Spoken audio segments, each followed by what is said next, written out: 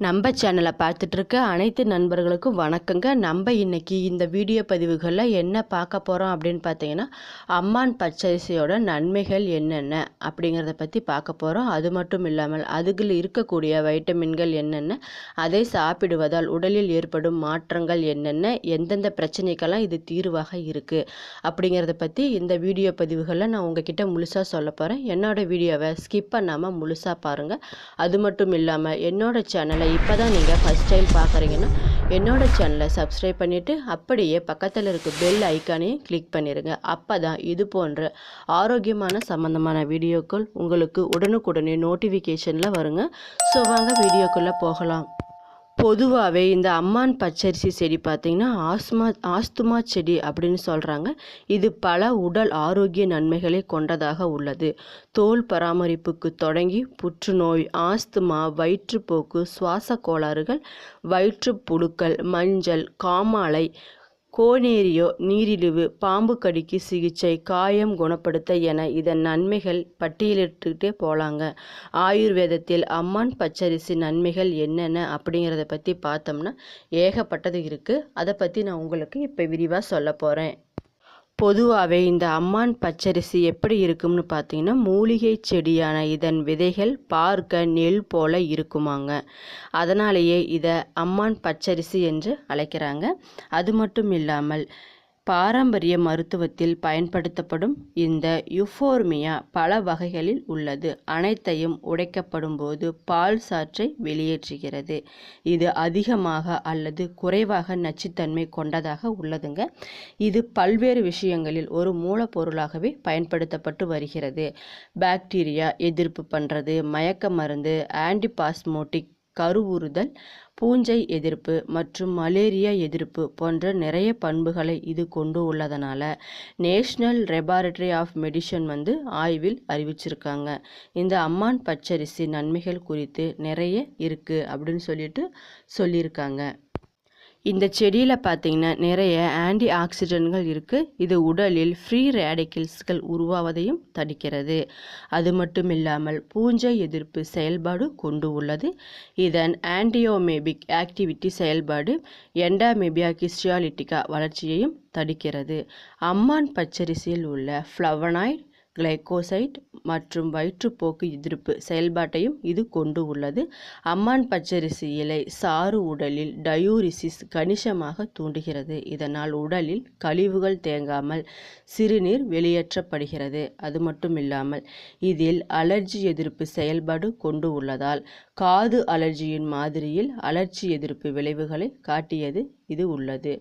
அம்மன் பச்சரிசியின் இலைசாறுகளில் chloroform இலைசாறுகள் கெப்சிக்ஸெல்லா எதிரான bacteria எதிர்ப்பு செயல்பாட்டை கொண்டு உள்ளது. இதன் சாறு சைட்டோடாக்சிக் எதிர்ப்பு இல்லாத பாக்டீரியா அப்படின்னு சொல்கிறாங்க. அம்மான் பச்சரிசியில் ஆன்டி மைக்ரோபியல் பண்புகள் ஒட்டுண்ணிகளுக்கு எதிராக செயல்படுதுங்க.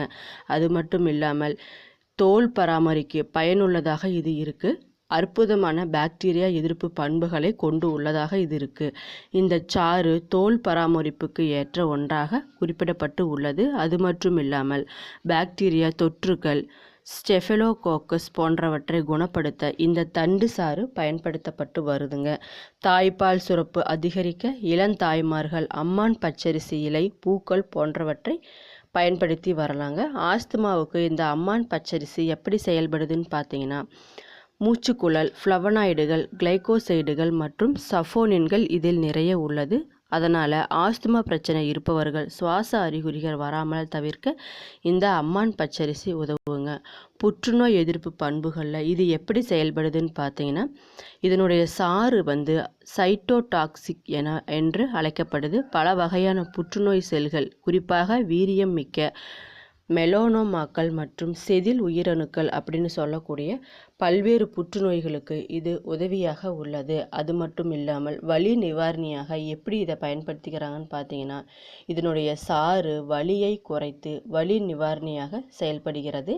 அது மட்டும் இல்லாமல் அலர்ஜி குணப்படுத்தவும் இந்த அம்மான் பச்சரிசி உதவுவதாக சொல்லப்படுதுங்க.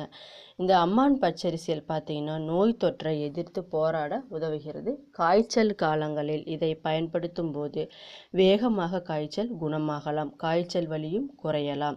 இந்த அம்மான் பச்சரிசியோட சாறு பார்த்திங்கன்னா வயிற்றுப்போக்கு குணப்படுத்தவும் உதவுகிறது.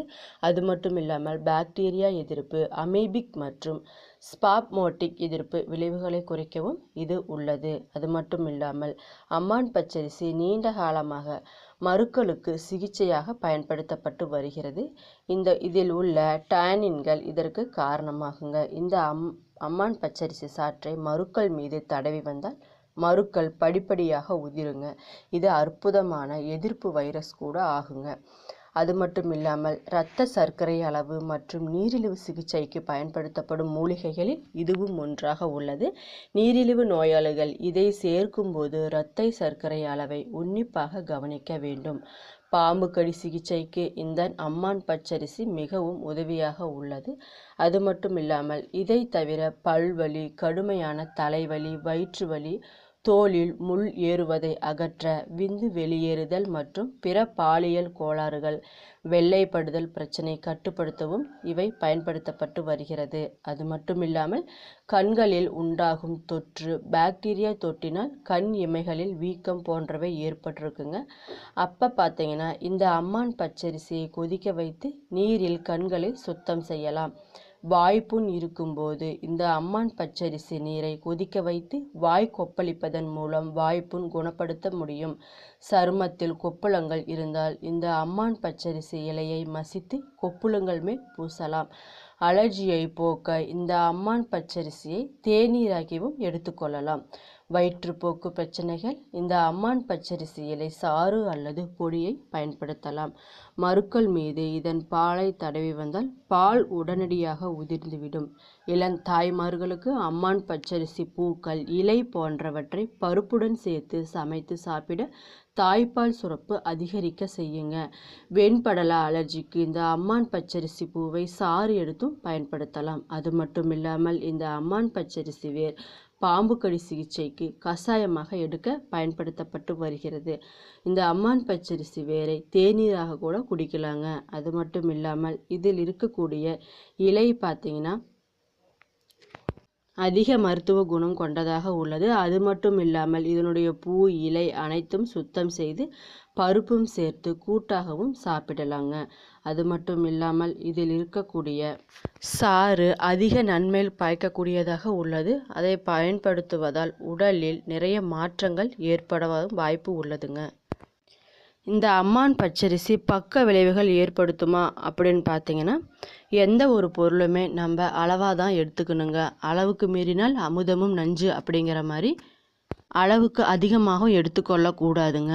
குறிப்பிட்ட அளவை எடுத்து பயன்படுத்திட்டு வந்தீங்கன்னா உடலில் நல்ல மாற்றம் ஏற்படுங்க.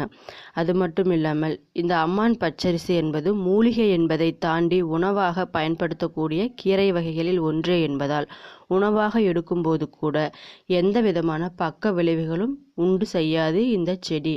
நீரிழிவு நோயாளிகள் இந்த மூலிகையை உணவாகவும் எடுக்கலாம், ஆனால் தனித்து எடுக்கக்கூடாது. இவை திடீரென்று இரத்த சர்க்கரை அளவை குறைத்து விடலாம் என்பதால் தனித்து தினமும் அல்லது அடிக்கடியும் எடுக்கக்கூடாது. இந்த அம்மான் பச்சரிசியை பொடியாக்க தனித்துவமாக எடுப்பது பக்க விளைவுகளை உண்டு செய்யலாம். நீங்கள் எடுக்கும் மற்ற மருந்துகளுடன் அவை வினைபுரியுமா என்பது குறித்து அரிய மருத்துவரை அணுகி ஆலோசனை பெறுவது நல்லதுங்க. ஆரோக்கியமானவர்கள் என்றாலும் தினசரி அளவில் எடுக்கும்போது சரியான அளவு, சரியான காலம் போன்றவற்றை அறிந்து எடுத்துக்கொள்ள வேண்டும். எந்த மூலிகையாக இருந்தாலும் மருத்துவரின் அறிவுரைப்படி எடுப்பது நல்லதாக உள்ளது. இதனுடைய மற்ற பயன்கள் என்னன்னு பார்த்தீங்கன்னா, முகப்பரு, முகத்தில் எண்ணெய் பசை, கால் ஆணி, பித்த வெடிப்பு போன்றவற்றை குறைக்கவும் இது உதவுகிறது. அது மட்டுமில்லாமல் தாய்ப்பால் சுரப்பை அதிகரிக்க இளந்தாய்மார்களுக்கும் உதவுகிறது. ஆஸ்துமா தொடர்பான பிரச்சனைகளை குறைக்கவும் இது பயன்படுத்தப்பட்டு வருகிறது. பருப்புடன் சேர்த்து கடைந்து சாப்பிட்டால் வாய்ப்புண்களை குணப்படுத்தலாம். வயிற்றுப்போக்குக்கு சிகிச்சை அளிக்கவும் இது பயன்படுத்தப்பட்டு வருகிறதுங்க. நோய் எதிர்ப்பு சக்தியை மேம்படுத்தவும் இது உதவுகிறது. ஒரு வலி நிவாரண பண்புகளையும் இது கொண்டு உள்ளதுங்க. புற்றுநோய் எதிர்ப்பு பண்புகளையும் இது நிறைய கொண்டு உள்ளதால் இதை பயன்படுத்துவதில் எந்த பிரச்சனையும் வராது அப்படின்னு சொல்றாங்க. என்ன நண்பர்களே, இந்த வீடியோ பதிவுகளை அம்மான் பச்சரிசி சாப்பிடுவதால் ஏற்படக்கூடிய நன்மைகள் என்னென்ன, அதில் இருக்கக்கூடிய பயன்கள் என்னென்ன, அதை யூஸ் பண்ணுறதுனால நம்ம உடலுக்கு ஏற்படக்கூடிய மாற்றங்கள் என்னென்ன அப்படிங்கிறத பற்றி இந்த வீடியோ பதிவுகளில் நான் உங்ககிட்ட சொல்லியிருக்கேன். என்னோடய வீடியோ பிடிச்சிருந்தா லைக் பண்ணுங்கள், ஷேர் பண்ணுங்கள், சப்ஸ்கிரைப் பண்ணிவிட்டு பாருங்கள். நன்றி.